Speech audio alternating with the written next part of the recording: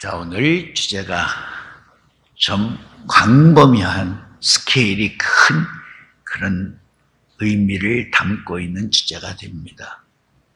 여러분들이 한번 생각해 보세요. 하늘나라를 하나님이 어떻게 지으셨을까?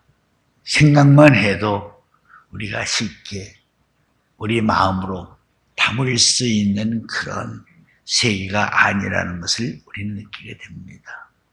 실존의 세계, 실체의 세계를 우리가 직접 바라보지 못할 때에는 그림자의 세계를 통해서 실존의 세계의 영광을 바라볼 수도 있습니다. 우리가 표면적으로 나와 있는 궁창의 세계, 오늘 창세기 1장 6절부터 8절 말씀을 읽었죠. 솔로몬이 바로 성전을 짓고 기도하는 가운데 그 기도의 내용 중에 하늘과, 그렇죠, 셋째 하늘을 말하고 있습니다. 왕상 8장 27절에 보면 솔로몬의 기도의 내용 중에 셋째 하늘이라는 말이 나옵니다. 그리고 고린도후서 12장 4절에 보면 셋째 하늘이 낙원이라는 말씀이 나오죠. 그리고 창세기 1장 6절 8절에서 말씀하고 있는 궁창을 하늘이라고 말했고 그 하늘을 중심으로 운물과 아랫물을 나누었다 하는 말씀이 있습니다.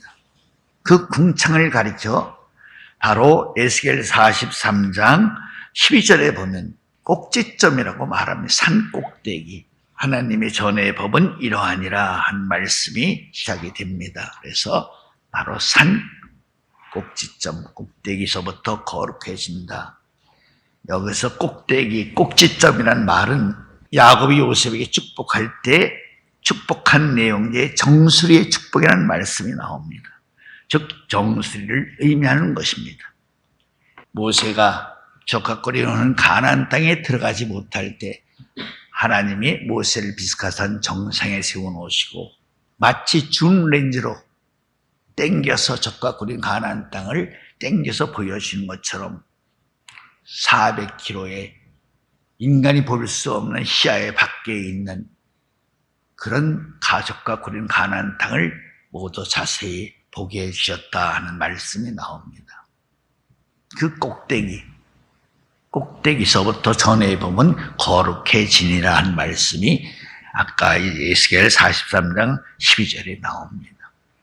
둘째 날 하나님이 궁창의 세계를 지으시고 그 궁창의 세계 속에서 궁창을 중심으로 운물과 아랫물을 나누었다. 운물과 아랫물을 바로 나눔으로써 하늘이 셋째 하늘로 이루어지게 되었다, 구성되었다라고 말씀할 수가 있는 것입니다. 그래서 그 첫째 하늘, 둘째 하늘, 셋째 하늘 가운데 셋째 하늘을 가리켜 궁창이라고 말하고 그 궁창의 한가운데를 가리켜 에덴 동산 낙원이라고 말씀을 했다 하는 사실을 우리가 알아야 됩니다. 그래서 우리가 큰 틀의 입장에서 말하면 하늘나라를 첫째 하늘, 둘째 하늘, 셋째 하늘로 하늘나라를 만드셨구나 하는 것을 알게 됩니다. 그래서 오늘은 첫째 하늘, 둘째 하늘, 셋째 하늘나라가 어떻게 이루어졌는지, 이루어진 그 내용의 세계를, 그 세계 안에서 첫째 하늘나라에서는 어떤 일을 하고, 둘째 하늘나라에서는 어떤 일을 하고, 셋째 하늘나라에서는 어떤 일을 하는지, 그 하늘의 세계를 우리가 이 땅의 일로 조망해서 비춰보고자 하는 것입니다. 그러기 위해서는 여러분들이 잘 알다시피 이 땅에서 이루어지고 있는 하늘나라의 구성적인 모형들을 우리가 생각을 해야 됩니다. 야곱이 12아들을 낳았죠. 그 12아들이 근거가 돼서 12지파가 탄생이 됩니다. 근데 12지파에서 13지파로 늘어나게 되죠. 그 이유는 영적 장자인 요셉을 바로 족부에서 뺨으로 말미암아 장자는 차자의 두 몫이라는 장자의 바로 축복의 말씀대로 요셉의 두 아들 므낫세와 에브라임 두 아들이 야곱의 12아들의 반열에 오르게 됩니다. 그래서 13지파가 됩니다. 근데 13지파 중에서 하나님이 레위 지파를 다시 빼버립니다. 그래서 12지파로 만들고 그 뺀 레위 지파를 하나님의 기업의 지파로 만들었습니다. 그렇기 때문에 레위 지파는 12지파에 들지 않는 하나님을 받들며 섬기는 하나님께 거룩한 제사를 드리는 그런 하나님의 지파로 선택을 받게 되었다 하는 것을 알 수가 있습니다. 지금 제가 말씀드리고 있는 이 내용의 세계가 비록 이 땅의 일이지만 하늘에서도 그렇게 12천사장이 존재하는 만들어지는 내용의 세계와 같다는 것을 의미하는 말씀이라고 생각하시면 됩니다. 하늘에도 바로 그런 조직으로 이루어졌다 하는 것을 알아야 됩니다. 12천사장 외에 또 다른 한 천사장이 있다. 예수님이 겟세마네 동산에서 마지막 기도를 하시고 축포되기 전에 하신 말씀이 있습니다. 내가 12영이 더 되는 그들을 통해서 이들을 즉시 제압할 수 있지만 그렇게 하면 성경이 어떻게 이루어지겠느냐 하는 말씀이 있습니다. 그 말씀을 통해서도 하늘에 있는 13영의 군단이 있구나, 13영의 천사장이 있구나 하는 것을 알게 된 것입니다. 그러나 12천사장과 13번째 천사장은 그 직분에 있어서 상급 영광이 다르다는 것을 우리는 알게 됩니다. 바꾸어 말하면 12지파와 레위 지파는 근본이 다르다는 것이죠.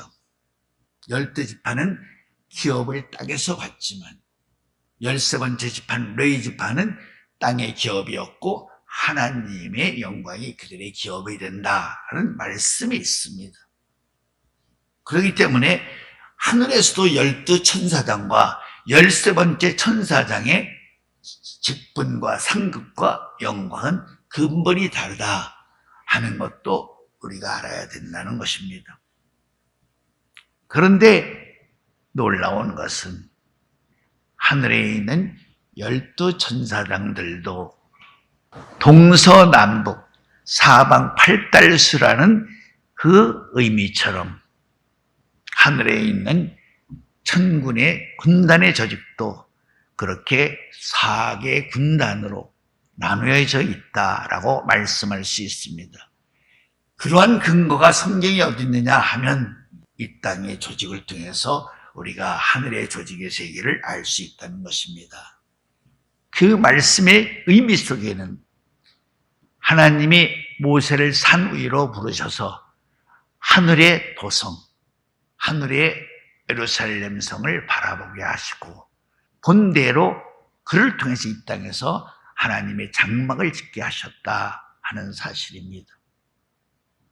실체의 그림자는 율법이다 하는 말씀이 있는 것처럼 이 땅에서 모세를 통해서 이 땅에서 진행하시고 역사하시는 역사의 세계의 모든 내용은 모세로 하여금 창의적으로 짓게 하시는 것이 아니라 하늘에서 하늘의 모습을 그대로 보여진 대로 이 땅에서 짓게 하셨다. 물론 차원이 다르기 때문에 영광이 다르기 때문에 지워지는 물질과 내용에 있어서는 이 땅에서 이루어지는 역사들이 낮고 천한 재료에 불과한 것이지만 그러나 본질적인 의미로는 동일한 입장에서 동일한 말씀에 의해서 이루어지는 역사의 세계라고 말씀할 수가 있다는 것입니다. 그렇기 때문에 이 땅에서 이루어지는 모든 조직, 기구, 그들을 통해서 바로 진행되는 역사의 내용, 이것은 예수님이 주기도문을 통해서 가르쳐 주신 말씀대로 하늘에서 이루어진 뜻대로 이 땅에서 이루어지이다 라는 말씀처럼 하늘의 모형대로 이 땅에서 차원은 다르지만 동일한 말씀의 역사로 이루어진다라고 말씀할 수 있다는 것입니다.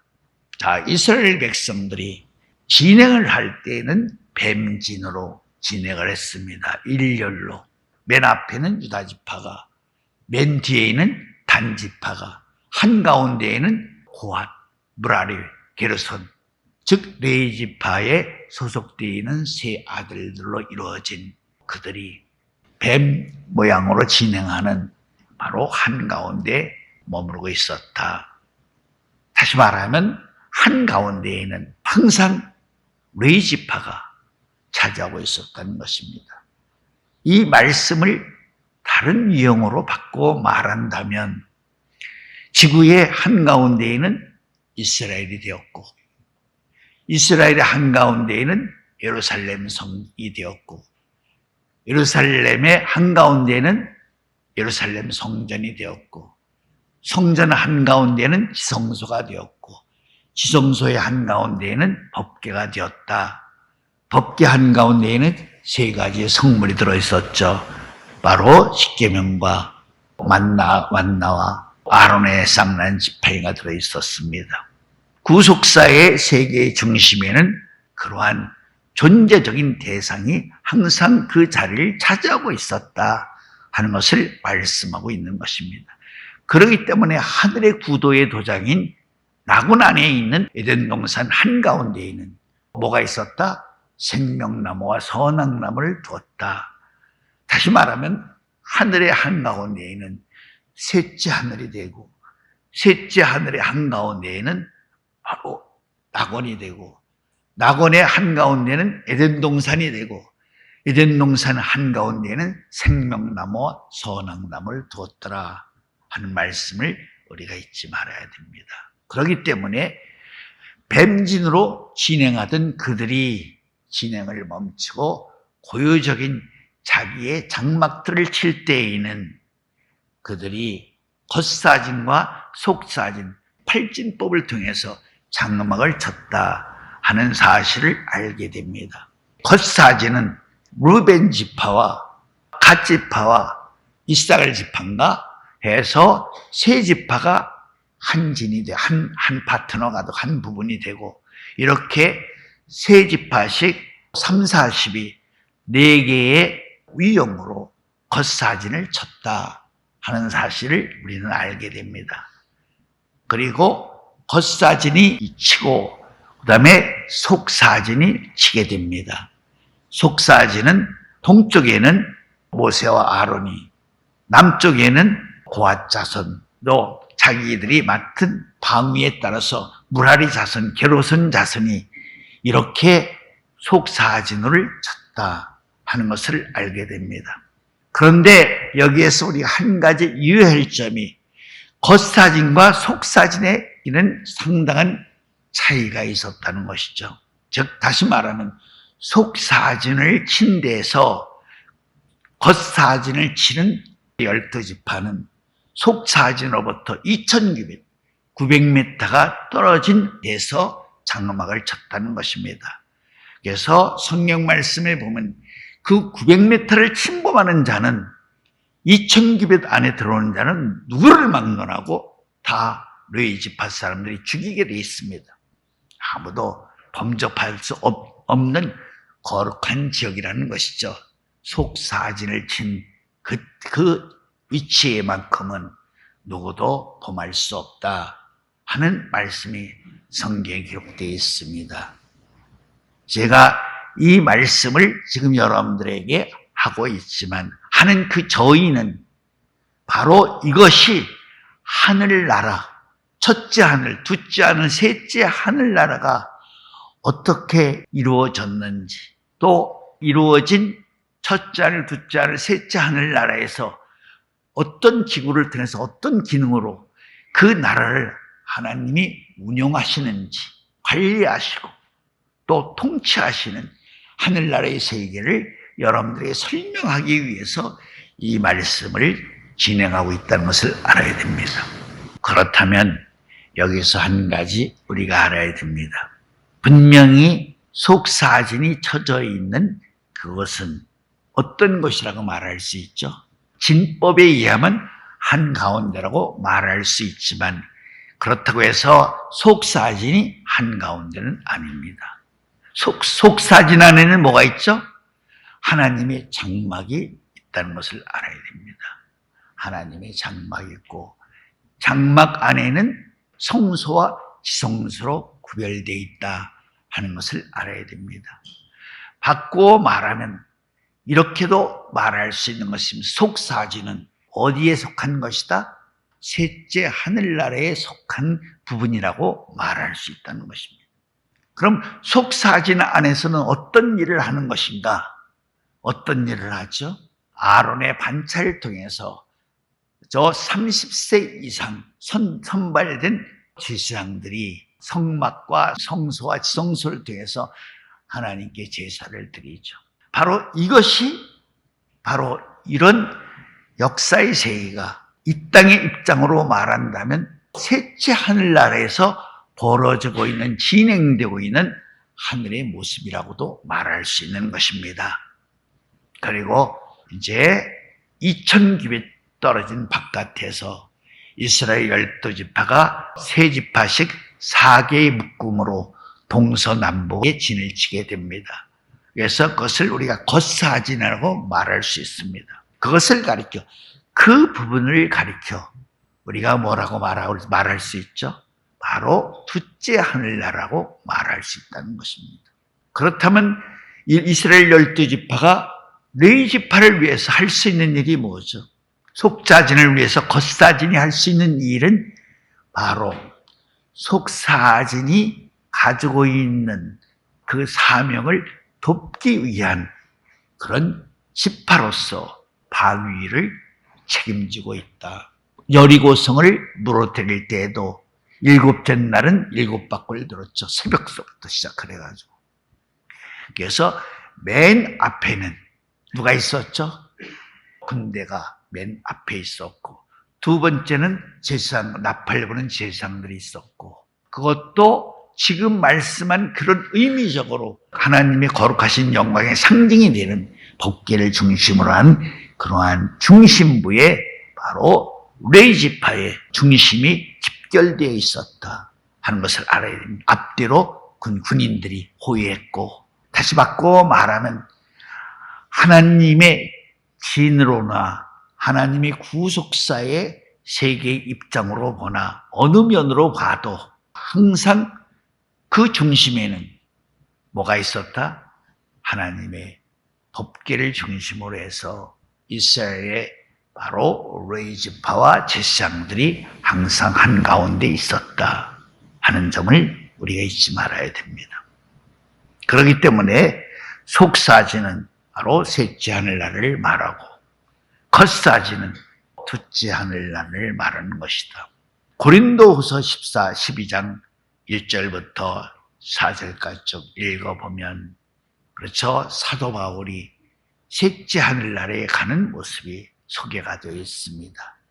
셋째 하늘나라, 이 땅에서 영육간에 가는 것이 아니죠.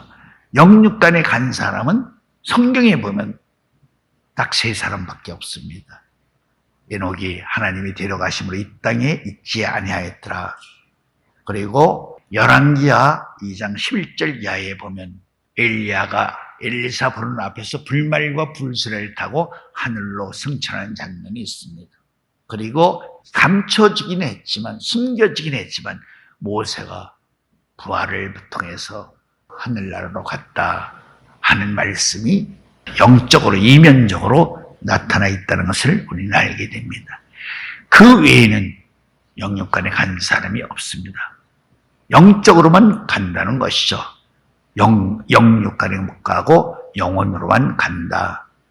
그래서 이런 말씀을 많이 들었을 것입니다. 입신에 관한 말씀을, 즉 몸은 이 땅에 있고 믿음을 가진 영혼만이 몸에서 분리가 되어서 셋째 하늘나라에 낙원에 갔다 왔다. 물론 예수님도 세례요한 이후 천군 침노를 받는다는 말씀이 있습니다.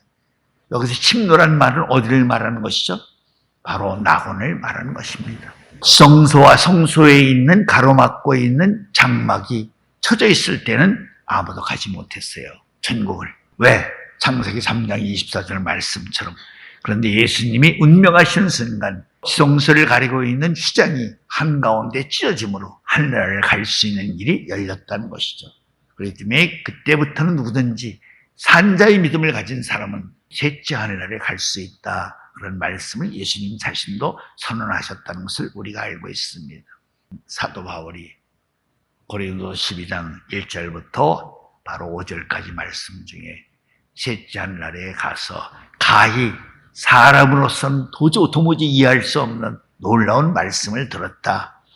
그래서 내가 나로 하여금 자고하지 않기 위해서 하나님이 내 안에 사단의 가시를 박아놓았다. 이런 말씀을 여러분들이 잘 알고 계시라고 믿습니다. 그만큼 셋째 하늘나라 가기가 어려운 것이죠.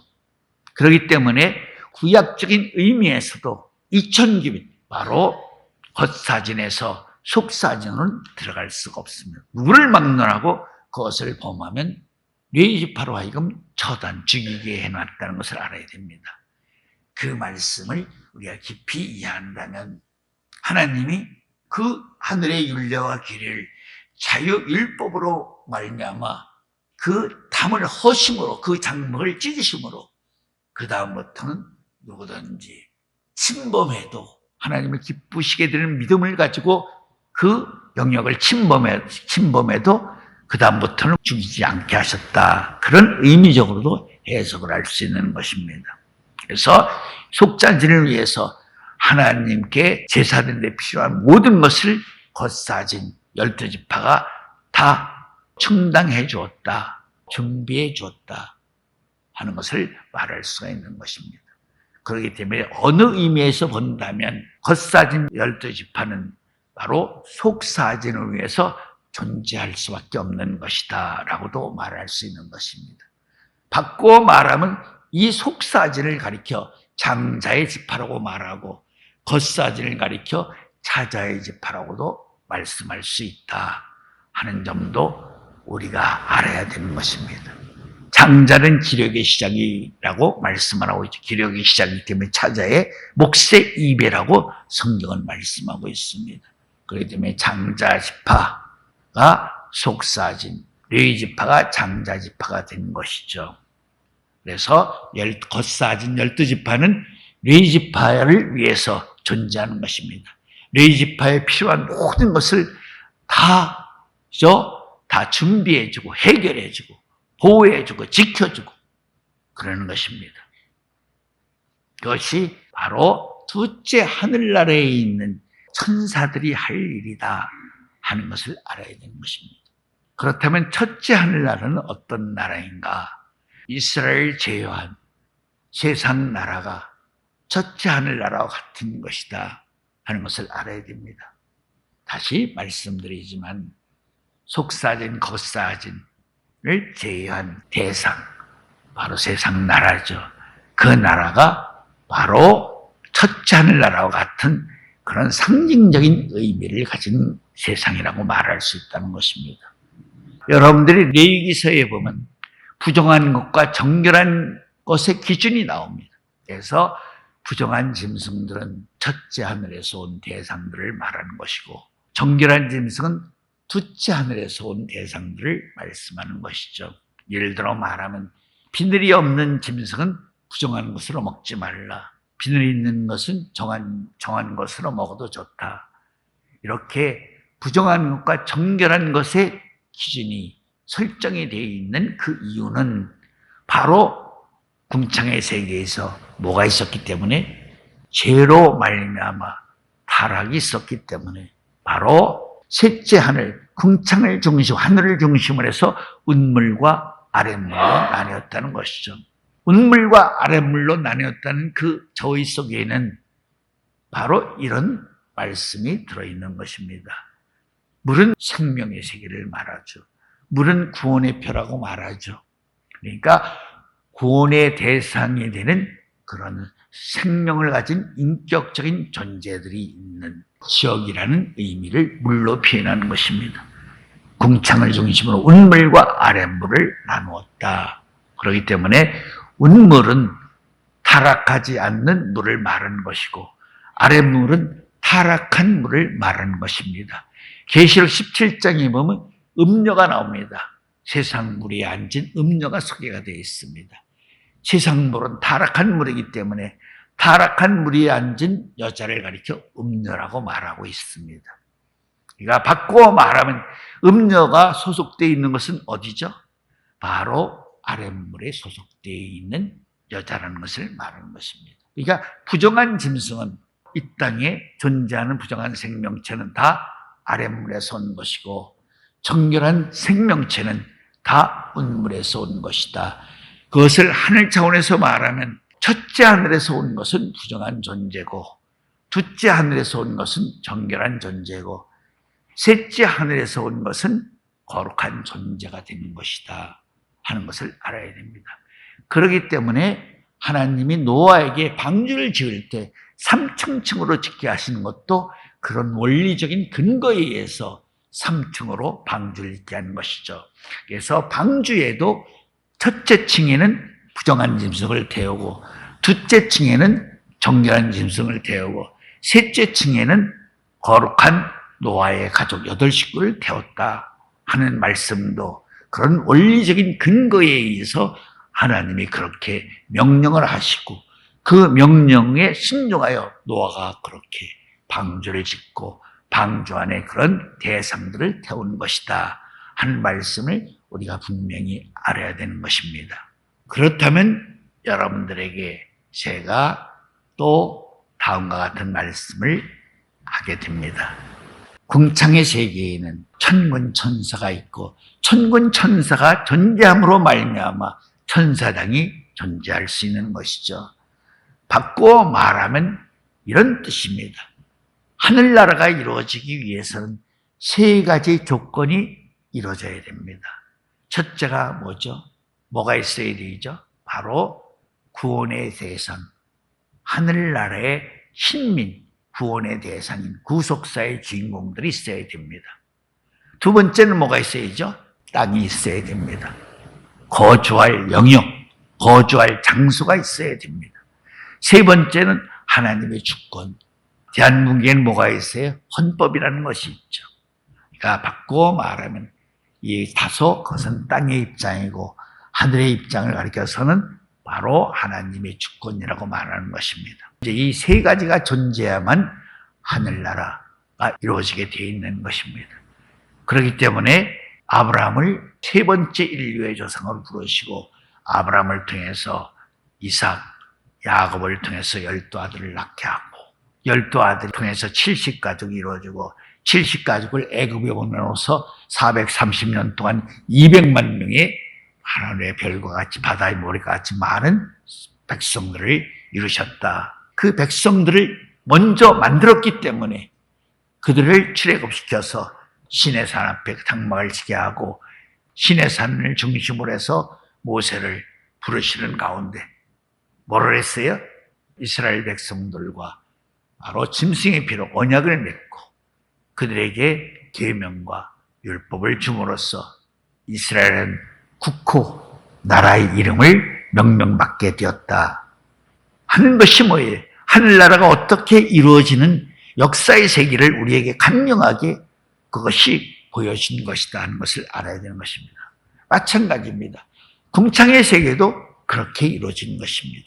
먼저 궁창의 세계의 대상들이 되는 바로 인격적인 생명체들을 만들어야 됩니다.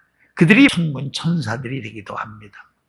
그리고 그들을 만들어 놓고 그들이 거점해야 될 영역, 땅, 장소를 제한적으로 만들었다 하는 것을 알아야 됩니다. 유다서 1장 6절에 보면 이런 말씀이 있습니다.